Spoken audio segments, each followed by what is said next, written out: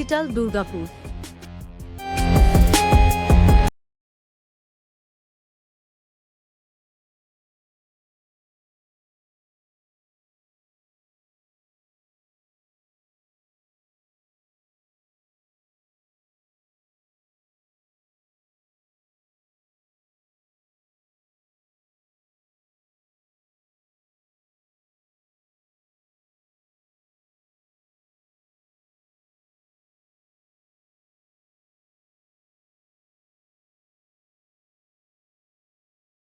আমরা তো সকলের সাথে দেখা করতে পারি না, সেই সুযোগটা আমরা পাই না, জানেন তো।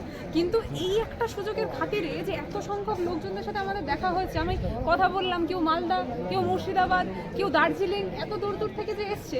সবসময় তো আমরা গিয়ে উঠতে পারি না, কিন্তু আমরা কোনো একটা সুযোগ খুঁজি যে একটা ছাতার তলায় সবাই মিলে আমাদের পরিবারের সকলে সেখানে আসবে এবং সেখানে গিয়ে দেখা হবে। এবং মূলত কি জানো তো দাদা, আজকে এই এত লোকের আশীর্বাদের হাতটা যে মাথায় পড়লো না, বিশ্বাস করো 2026-এর অর্ধেক লড়াইটা আমরা এখানেই জিতেছি। তো সেখানে দাঁড়িয়ে আইটি সেলের যে যুদ্ধটা বহুদিন আগে থেকে শুরু হয়েছিল, সেটা তো এখনো চলছে। 2026 আর কটা দিনের অপেক্ষা, কদিন পরে প্রার্থী ডিক্লেয়ার হবে, তারপরে সকলকে বিভিন্ন জায়গায় ছুটে বেড়াতে হবে, আমরা সকলে জানি।